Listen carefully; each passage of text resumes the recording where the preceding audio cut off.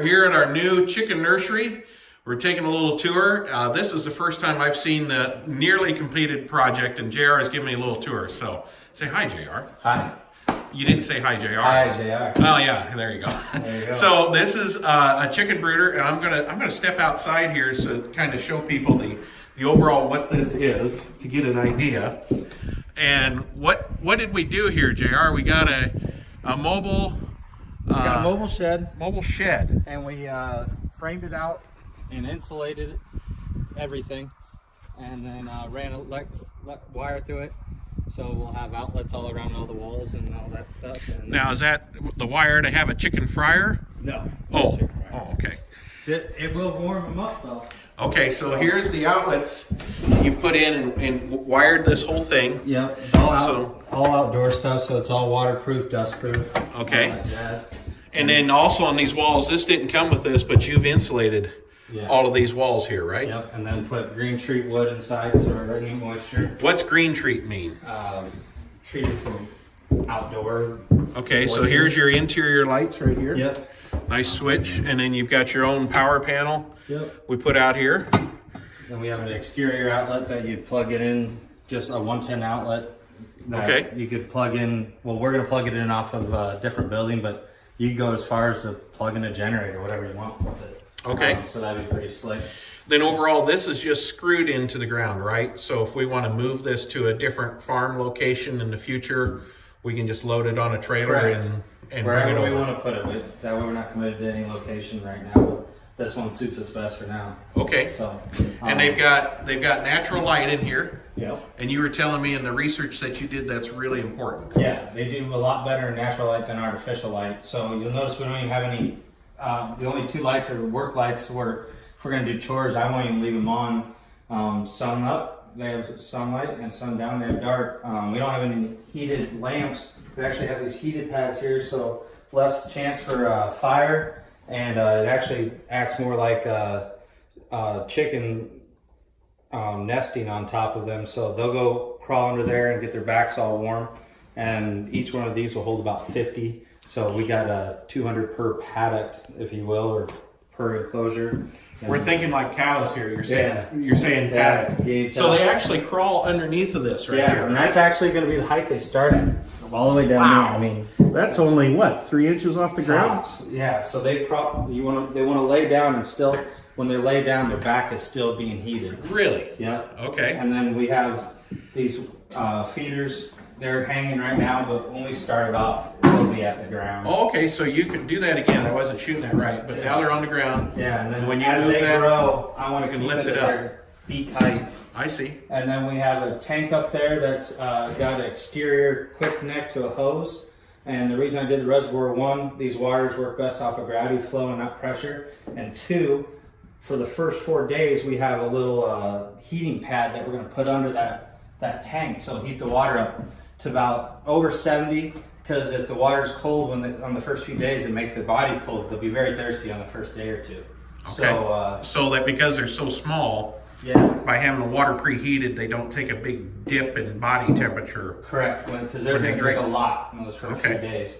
That's about 2 days worth of water if for some reason you have to unhook or anything like that. And so then, the water comes out of your house and it fills that tank up there. Correct. And then from there it gravity feeds down into these little waters in your paddocks. And we only have 2 paddocks set up, but we're standing right here in a third. So at max capacity, we could have anywhere to 600 to 650 chicks in here at one time.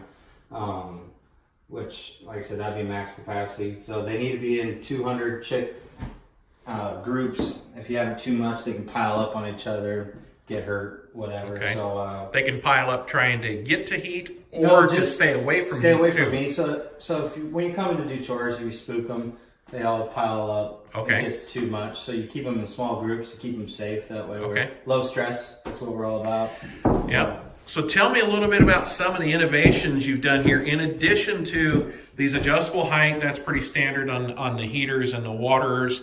I like this water station that you have in here and those kind of things.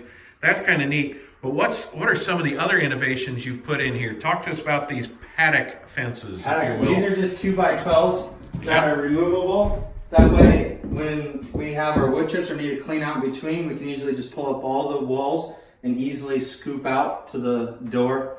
So you can just have like a little skid loader out front and scoop it right in the bucket. And the fact that if we're not using one, we don't have to step over them all. We can just break them down, set them up in the loft out of our way, whatever we want. Okay. That way we have more room. We have vents on the side, I guess. And yeah, that's another interesting.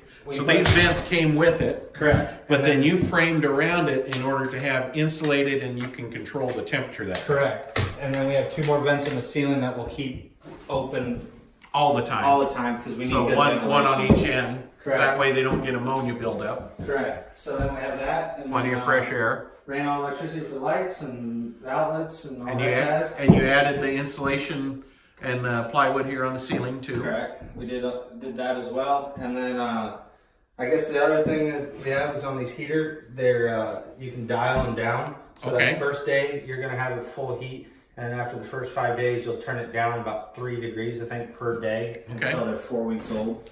So we can. So rather than heating this whole barn, just heat the you're being energy efficient by just using the area where they're at. And then as they get bigger, you'll move those in to the paddock, if you will, a little bit more, so they can still gather around them a little more. But so we'll overall, the heat of this building will maintain just off the heat pads. Yeah, so they'll maintain their heat, and then the body heat of, when we're at full capacity, we'll definitely keep it there. We don't have it installed yet, but we have a thermometer that's wireless that actually I'll have the readout up in my kitchen, up in my house. Okay. So I can keep track of everything that's going on in here with overnight. So the first few days are pretty critical. So you want to keep a close eye. So that way, if I see any drop in temperature or anything, that'll cue me to come out and check on them. So keep them under pretty close supervision at first, and then after that, off to the pasture in about a month. So talk to me about the feed that they're going to have in these feeders. It's actually it's all non-GMO. Actually, they're talking to a guy right now. We're actually just going to have organic feed. So they're from place north of here. Yep. So we're meeting with them. Actually, I go pick up the feed tomorrow, and we'll buy it in bulk and then feed them. These feeders should be, well, they're younger, it'll be a lot more days, but once they get up to a month old, this will probably be a day and a half. I got the bigger feeders, so that way they're never out. So if I don't get to doing chores till midday the next day, I have a backup. So make sure you want to keep them full feed, full water. Then the other problem you have with chicken brooders is people wanting to have chicken for dinner. Yes. And that includes little mammals and stuff like that. Yeah. So that's why you've put these extra boards along the bottom here. And then also the main thing is the door here, but I think you're going to have some screenings and stuff that you put on the door to keep varmints out. And the draft. So you got to keep the draft down, and that's the reason I put the doors up. So not only am I going to make this draft proof, hopefully make it rat proof. There you go. All the above. So. All right. Well, this is our chicken infirmary, or not infirmary. What do you call that? Where the babies go at the hospital, the nursery. Yeah, or a chicken brooder.